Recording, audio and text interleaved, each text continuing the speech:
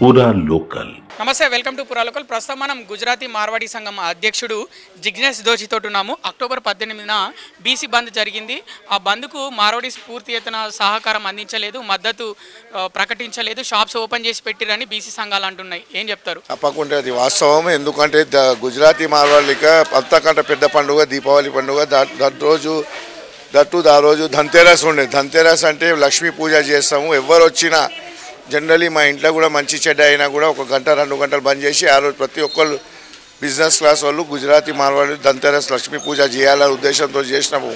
అట్లాంటి టైంలో ఈ బిజినెస్ సంఘాలు కావాలని ఆ డేట్ దీపావళి టైంలో బిజినెస్ టైంలో ఇట్లాంటి బంద్ని ప్రకటిస్తే ఎట్లాంటి మా సహకారం ఉండదు.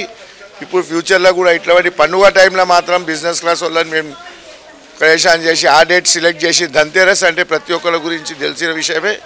దాని గురించి 101% మళ్ళీ ఒకసారి విజ్ఞప్తి చేస్తాం. ఎప్పుడైనా బంద్ ఉంటే ఇట్లాంటి డేట్ల పండుగ టైంలో చేస్తే ఎప్పుడు సపోర్ట్ ఉండదు. అంటే మీకు బిజినెస్ ముఖ్యమా, ధన్తెరస్ ముఖ్యమా, తెలంగాణ రాష్ట్రం ముఖ్యమా అని అడుగుతున్నారు. 100% అది తెలంగాణ రాష్ట్రం ముఖ్యం ఉంటుంది. అయినా మాకు సంవత్సరం అంతా బిజినెస్ కడుపు మా ప్రొఫెషనలే బిజినెస్. దాన్ని బట్టి మాకు బిజినెస్ ఇంపార్టెంట్ ఉంటుంది. పుట్టింది పెరిగింది తెలంగాణ, మాకు అంతా తెలంగాణ అంటే ఓకే. అయినా ధన్తెరస్ అంటే సంవత్సరం అంతా మేము చేసేది ఒక ధన్తెరస్ గురించే పూజా పాటల గురించే పెడతాం. దాని గురించి ధన్తెరస్ దీపావళి ఎవరు చెప్పినా కూడా బంద్ చేసే సమస్య లేదు. అంటే ఫ్యూచర్లో కూడా అంటే పండుగల టైంలో ఒకవేళ బంధులు పెడితే మీరు మాత్రం షాపులు బంద్ చేయాలంటారు? 101% పండుగ టైంలలో బిజినెస్ క్లాస్ వాళ్ళకి మీరు బెదిరించి బంద్ చేయమంటే చేయము. మీరు వేరే టైంలో ఎప్పుడు చెప్తే బరాబర్ తెలంగాణ ఉంటే తెలంగాణ వాళ్ళని 101% సపోర్ట్ చేస్తాం. బీసీ ఉద్యమం నడుస్తుంది.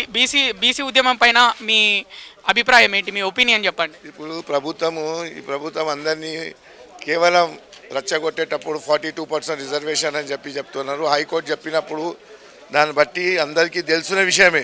42% అది అయ్యపోయే పని కాదు. కాంగ్రెస్ గవర్నమెంట్ కేవలం బీసీ వాళ్ళని మబ్బలో పెట్టి పరేషాన్ చేయాలి, లేకుంటే వాళ్ళని ఇట్లాంటి ఉద్యమం చేయాలి, మైండ్ డైవర్ట్ చేయడానికి చేస్తున్నారు. వేరే దాని తప్ప ఏం లేదు. అలాగే ఇప్పుడు తెలంగాణ శ్యామ్ ఎవరైతే ఉన్నారో అతను జూబ్లీహిల్స్ ఉప ఎన్నికల్లో పోటీ చేస్తుండే ఎమ్మెల్యే అభ్యర్థిగా.